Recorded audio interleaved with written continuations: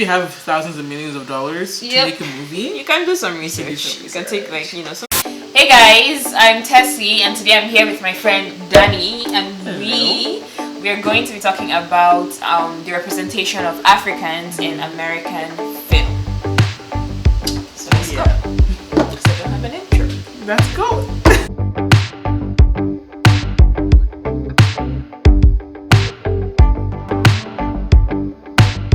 When you think of Africans, you know, what comes to mind? Say if you're not African. Moment. 1 minute. If one thing comes to mind when you think of Africans, that in and of itself is an issue because we are so diverse. It's a lot of countries, like 54 countries, right? You know, there's a certain way that Africans are represented in American film, and it gets under my skin every time. There's this one mold that we're put into, you know, we're just usually like a ball of stereotypes and archetypes when we appear in American film, right? The first thing is the accent. Do you know that Will Smith movie Concussion? The actor is Nigerian doctor, and so everybody was like, well, yeah, what's the accent? Like, you know, if it's a Nigerian doctor, that's not how Nigerians sound. Like, it's just, why does it seem like they're never able to get the accent right of like any African country? Like, if it were a movie with like Russians in it, or British people, or French people, somehow they would hire an accent coach, right? And be able to nail down the accent. But if it's, you know, an accent from an African country, they just want generic African accent that they just throw it out there. Yeah. And like, I don't think I've ever seen representation of an African in an American film and not cringed, you know, like I'll be like, oh yeah, that's so true. Like I'm always a cringe factor, like always so cringe. They don't put in the effort to get it right. Like if you're gonna say someone is from Nigeria, it's not hard to find a Nigerian person. No, we're everywhere. It's not hard. It's really not hard. Oh my god. You could hire one of us off the street and do off the street. If you see any of us wearing that shiki on the bus, you just say, hey, can we employ you? Because we might know. Or if you see anybody that's not minding their business, they're probably Nigerian. So just ask them to teach you the accent. Yeah. Because this really is a state's problem. They have a very, what's the word? This mindset where it's like they exist in their own bubble. Even the black people there, like that grew up there or were raised there, they exist in their own bubble. It's almost like this is what matters here. Yeah. And like when you're trying to tell the story of other people, they're not trying to learn well. Chimamanda Ngozi Adichie did this TED talk, you know, about the danger of a single story. I'll leave the link in the description box in case anybody wants to watch it. It's an amazing TED talk. But she sort of talked about how, you know, there's this single story about Africa, right? And that's all that is sold to us, and that's all that a lot of people buy. And so when she moved to the States, she sort of, you know, realized that that was sort of the only frame of reference for an African that a lot of people had, and people expected her to continuously fit into that mold. Like when she wrote a story about Africa, but then her professor told her that it's not African enough. And I was like, the audacity! The audacity! Are you from there? Who are you? Like because apparently it was like people in the story like drove cars and like slept in houses. They look too much like him. They look too much like him. So that's what she said in the video, that her professor in university, when she wrote a story about Africa, he told her that that she needs to make it more African. That the characters look too much like him. Seem too much like him, right? So I think he was expecting like huts and like hunting, like riding camels, donkeys, lions, goats on the streets. And you would be surprised. People have actually asked me questions like that in real life. Oh my god! And the thing is that when it happens, you don't even know where to start from. Like you don't like. There's just a lot going on inside. Like I don't know if I should be upset, but I can't even like. Are you just stupid? Like maybe I should just. I saw you like be a child. You know. And for a long time, like I was like, they really don't teach us for anything in school. But then I think when I listened to the TED talk, I was okay. I understood a little bit more that whether or not they taught them anything, like this is the one single story that they have of, you know, Africa and what Africans are like. So for us, we sort of live in two different countries, right? We've experienced our people, these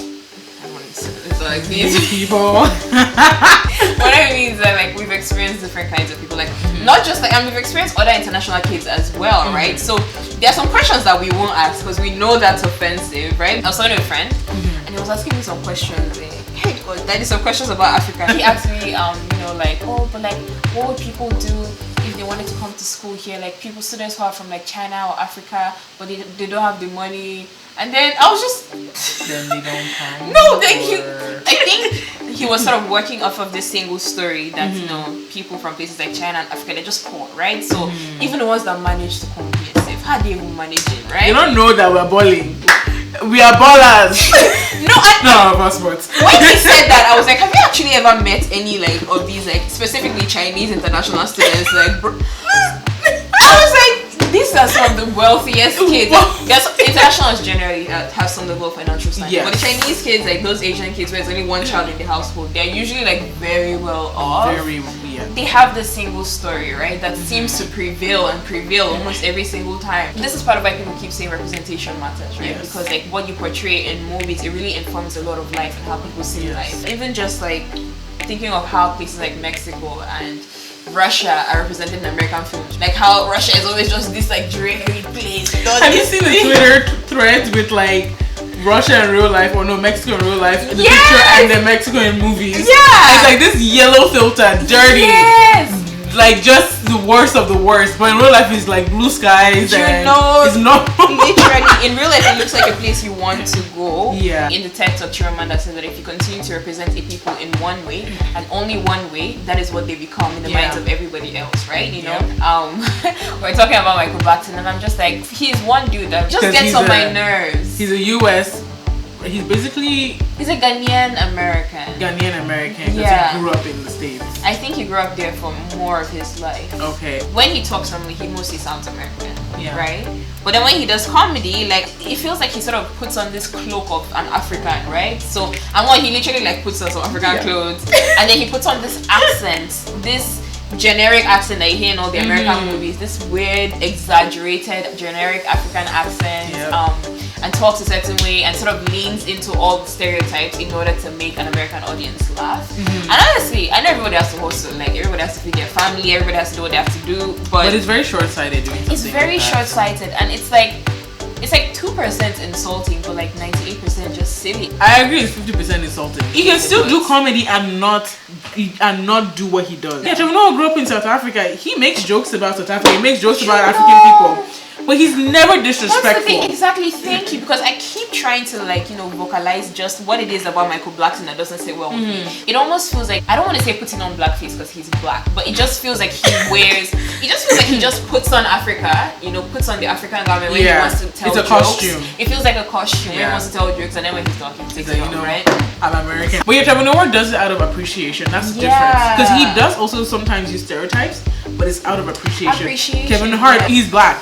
He makes fun of black people out of appreciation, not out of disrespect. You can feel it in the way they talk. Yeah, Africans generally don't find it funny. Like Michael Blackson's whole it gets tiring. It's like, okay. But I would say until I see his more of his sketches, like more recent, at least, because the one you showed me was very old. Yeah. Until I see his more recent sketches and see what his jokes sound like, I can make a better judgment. I thought about it too. When I came over here, why wasn't I like, oh, you guys have this? Yeah. It's because I grew up seeing it, like the stories that they told of them, of their way of living. But you know what? The States do have a habit, not just with Africans, even with the indigenous people, with Asians, with people that basically it's not their business to tell their story, but they do. Yes. And if you want to do it right. What keeps you from telling the story well? Like as a director, and this is personally to the creatives in that industry, because they are the ones telling the story. Do you have integrity when you're telling stories?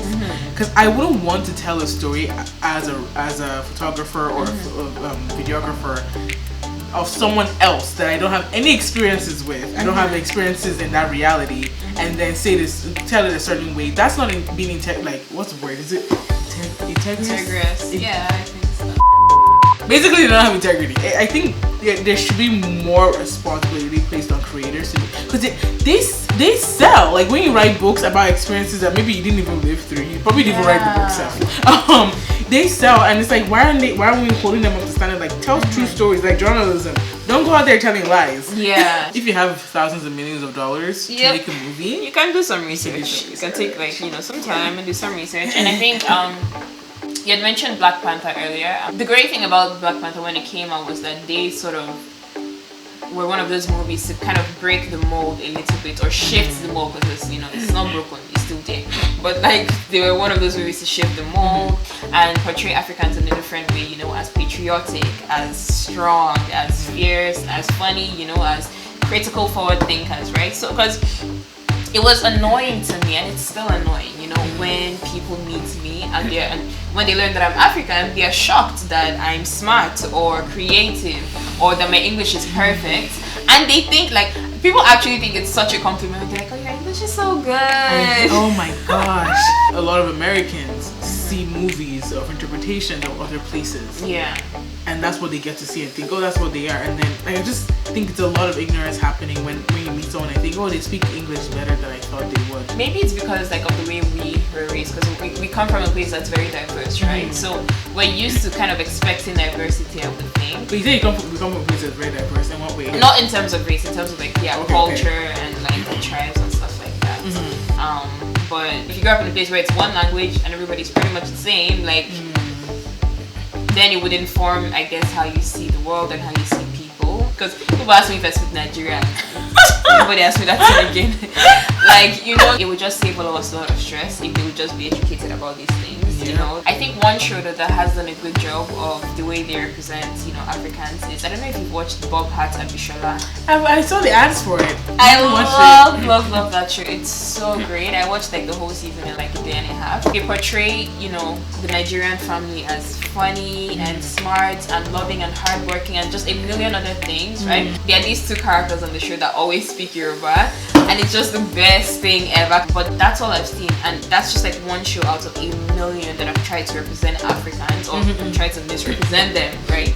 It's not inconsequential, like it's not harmless when the states, misrepresents Africans or other cultures in the movies that they make, because at the end of the day, America has such influence, right? That they're not just presenting it to themselves, but to the world. Around the world, like American movies is a thing, but you don't see Nigerian movies in France. Exactly. You don't see us be able to tell our story in every place where an American So they have a is. huge voice. Why it is important to, not just because, we want everyone to be knowledgeable about other parts of the world, is because if you have people from all over Africa represented in that country, then you do a huge disservice if you're spreading wrong information about them. Chimamanda said we're listening to this morning, how she talked about this image of Africa as this destitute place that is just poor and everybody's hungry and in need of the developed world, the first world people to come and save us, right? And at the end of the day, like, yes, there is poverty in Africa. Like, we're not saying those things are not a part of life there, but it's not the only part of life, right? Yeah. The biggest thing, going to school and studying psychology and having to read research papers, we're taught to be active consumers of information. Not everyone has the opportunity to do that, to be honest, unfortunately. But if you are watching this and you have the internet and you have YouTube, then you can be. So my biggest thing is just whatever you're watching, if it's about any other part of the world, even if it's not about any, like if it's about Canada, if it's about America and Europe, like maybe you're white and you're watching something about white people, be an active consumer. Don't just take it in as fact. Like, I'm able to separate fiction from, that happened. Like if a story said based on a true life story, most times Hollywood does too much. I take it with a grain of salt still. It's tiny grain of salt. Take it with a tiny grain of salt. Based on true life story, but the accent is off. I'm like, it's like, exactly. Based on a true life story is not, it's not a history book. Don't believe, even history books are also right. History is perspective, man. It's all about perspective. Always be an active consumer of information, news, movies. Don't just take it as fact. If that's like, if you've never met a black person or someone that does not look like you, and you're watching media about them or reading about them, do your research. Take the time, even if to reach out to someone maybe in your community that is of that different race or whatever it is. Talk to them, humanize them. Don't make them this thing in your head. I recognize that we kind of have some sort of privilege in this area because we've experienced life in different places. We've experienced different cultures. So pretty early on we learned that like that single story doesn't really hold a lot of water. So when you meet people, it's sort of like we just know that there's always more to people. But a lot of people have never left the country. A lot of people don't know that that. To an extent, honestly, I feel like sometimes these people just know they're being offensive, but sometimes maybe people really are just ignorant. I don't really know, but just public service announcements. Be respectful, do your research, and realize that the single story you may have been taught is most likely not all it is. Yeah. To the people or person you're interacting with. Yep. But that's all we have for today. Thank you so much for watching. I will leave Dani's link in the description below. She has a YouTube channel. Check it out. Yep. That's all we have for you today. So thanks for watching and God bless. Goodbye.